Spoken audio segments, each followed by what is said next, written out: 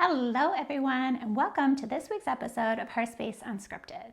As always, I'm your host, Angela, and if you are looking for a space to just resonate with women that are living this life for the first time, just like you, trying to figure it out, you found your space. So come take up some space with me. This week's episode, I really wanted to talk about Pivot with Purpose sponsorship just finished, and we got so many applicants. When I tell you, I was so grateful and just humbled and excited and inspired. So many amazing words to describe this process so far.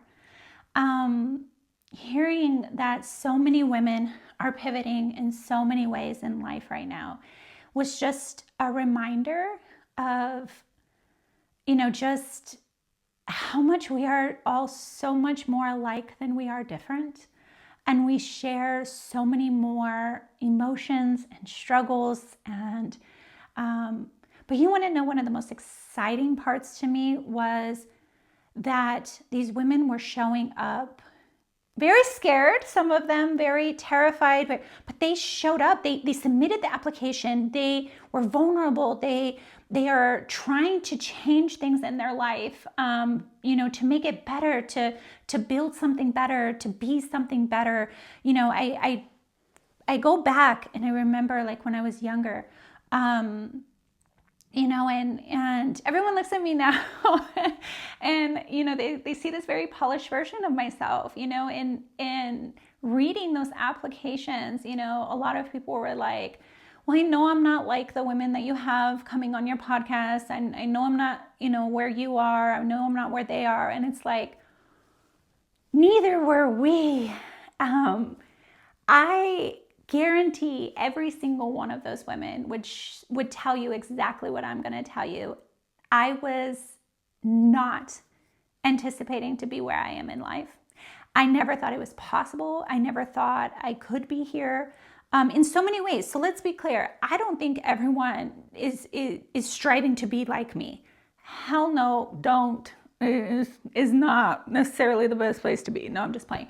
But no, I don't. I want to be clear. I'm not perfect. I don't think people want my life. That's not what I mean.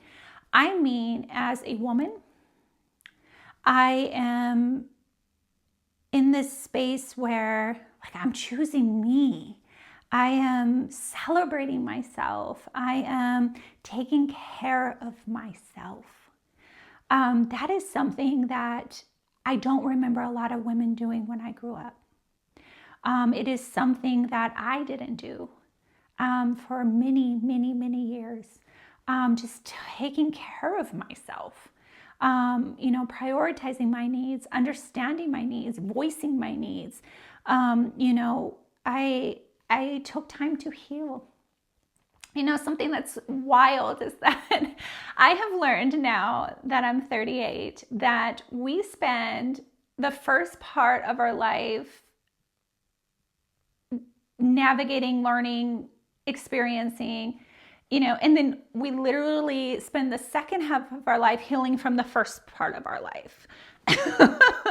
No, but you're reprogramming, you're learning how to process a lot of the experiences that you've had. You're finding out what's important to you. You're navigating life. Like, you hear the term, right? Like, you're building the plane while you're flying it, but that really is life. Like, you really are just figuring it out as it's going along. And I think that's why pivoting is so important to me. And I love to highlight pivots, and I love to talk about pivoting because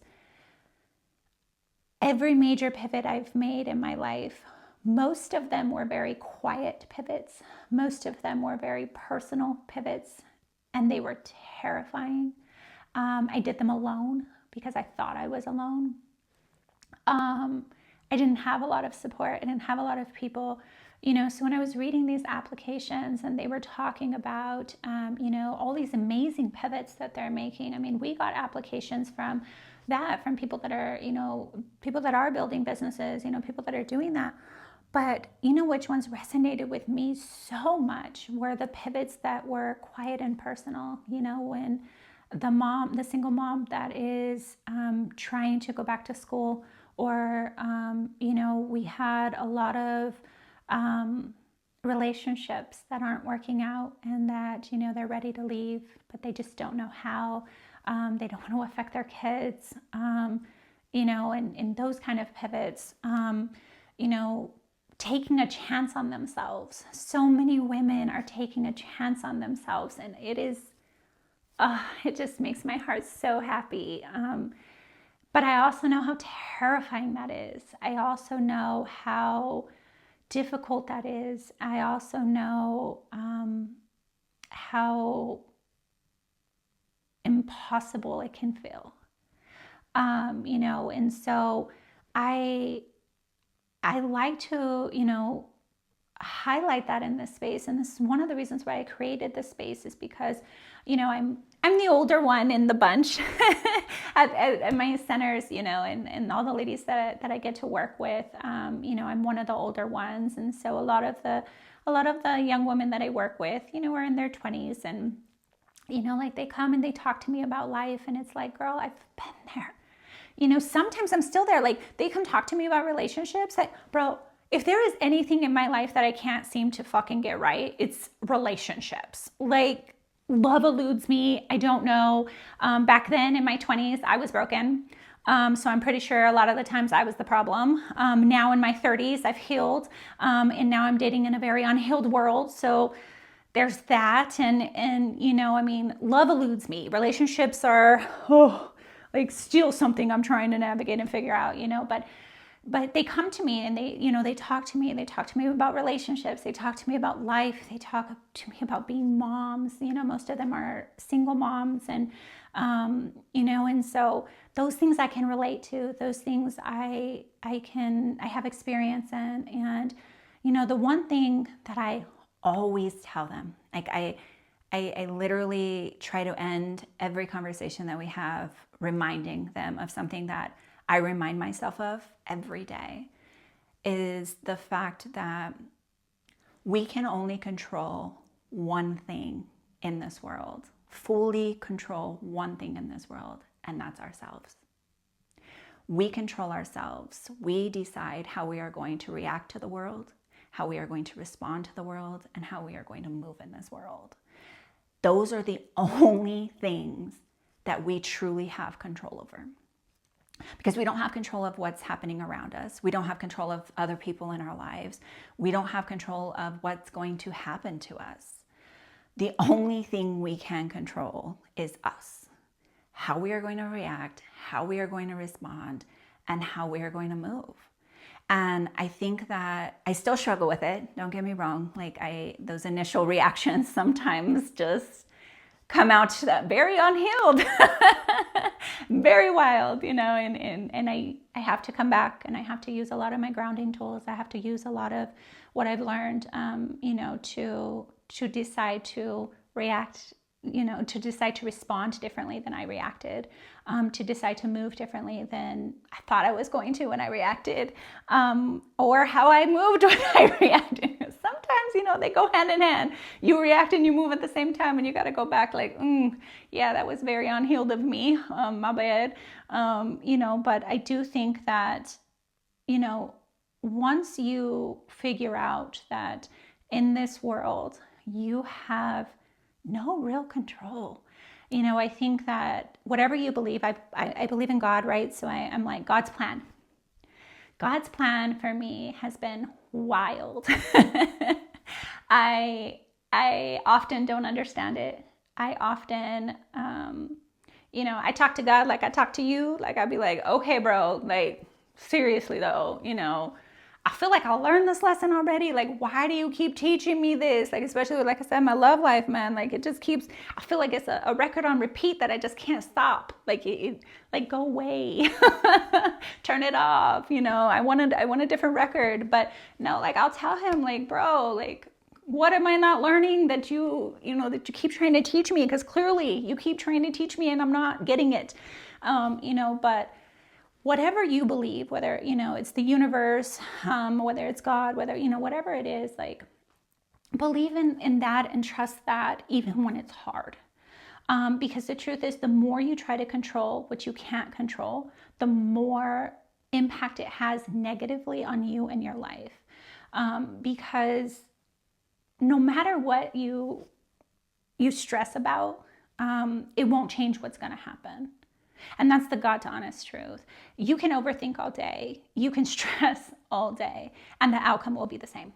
No matter what, no matter how much you stressed, if you didn't stress, how much you overthought everything, if you didn't think about it at all, no matter what you choose to do in those moments of stress or not stressing about something, the outcome is probably going to be the same. But the truth is, when you stress about it or when you overthink it, you can actually persuade the outcome in a negative way. And so you have to be mindful of that too, like sitting down and reminding yourself, like, what can I control in this situation? What can I not control in this situation? And the truth is, it's always just you. You can control you. Shitty things are going to happen in life. Unexpected things are going to happen in life. You're going to pivot and it's going to hurt sometimes. It's going to be exciting. It's going to be terrifying. There's so many emotions. You just have to remember, focus on you, what you can control, what you can't control. How are you going to react? How are you going to respond? How are you going to move? Right? And so I think that that's been the biggest lesson that I've learned over the last couple of years. And I'm still learning it. I'm still practicing what I preach, so to speak. And I'm failing at it often, especially lately. This last month, personally, has been very, very, very challenging for me. So I have been failing at that control thing and failing at the overthinking and failing at the how I'm going to react and how I'm going to move. I've had to reevaluate my reactions and the way I've chose to move personally in certain situations a lot in the last month. I've shared a little bit of that last episode, but no, like a lot of things personally have been piling up, right? And so I've been practicing what I preach. I've been talking to myself like, okay, like, what are you going to do? Like, how are you going to show up? How are you going to react and respond and move in this situation, And so I don't think it ever goes away. I don't think it ever gets, but it does get easier. It does get easier. The more you practice it, the more you truly try to, make it the center of what you're doing and how you're moving in life. It does get easier. But yeah, so I felt like, this episode, we could talk a little bit, about the fact that like a lot of major pivots in my life, and like I said, I can't speak for those women, but I have a feeling knowing them that a lot of them are going to tell you like, yeah, it was, it definitely was not the plan to be where I am. And there was a lot of failure involved. And I think a lot of them say it in the episodes, right? But we haven't really highlighted a lot of women that are going through those pivots today. And that's one of the exciting things about Pivot with Purpose, is because the next episodes, the winners, that are coming, they are currently doing a lot of the pivots that a lot of us women did before, or, they're currently in those pivots, they're currently living that life. They're currently feeling those feels and sharing those exciting moments, those terrifying moments, those emotional moments, right? And so I'm very excited to share their stories with you guys. We haven't picked quite yet, but any of the 10 are amazing stories to be shared and to be heard. And so I know that it's going to be great. But yeah, I think that that's one of the biggest things that, I want to make sure that we're creating in this space is room for all the pivots, all the women, all the different spaces. And you know what else I was thinking? Like I said, I have a lot of younger women, and, I had one of the girls tell me, and I don't mean to laugh, and I'm not laughing at you, babe. I'm not laughing at you, babe, because she's watching, I'm sure. But she told me, she's like, I'm going to be 30 next year, and I haven't done shit with my life. And I feel so unaccomplished. I feel so like, and I'm about to be old. Like I'm about to be old. Oh my gosh. Like in that moment, I was like, bro, first of all, shut up. Because 30 was a long time ago for me. Second of all, I had to reflect for a minute and like kind of share with her, like, bro, I didn't have shit when I was 30. Nothing that I have today was even a thought, a glimpse, an idea in my brain when I was turning 30 years old. In fact, I was doing okay, right? I had a good job and I was taking care of my daughter and all that, but like I was broken. I was broke and I was barely figuring out anything at that moment, much less for my future. And so, thinking back to 29, 30, where she was at, she's doing better than me. Like, and she don't even have a kid. Like I had a whole ass kid, right? Like I was navigating that too. Like, so when she was talking to me and she was telling me, and I'm just like, girl, if I knew at 29 half the things that this amazing young woman knew, and the way she talks and the way she's very self-aware, and she already has her degree, and she's just, she's in a great space. I know that she doesn't feel like that at this moment, but she really is. She's in a great space, and I think for her, one of the challenges she's facing is that her relationship is. They're lifing, and unfortunately it looks like it's not going to make it, and I remember how heavy that is. Shit, I still go through the heaviness of that, right? Like I am still trying to figure out my love life. It is a hot ass mess. I'm still trying to find my person. I'm still trying to figure out, how that works. And so,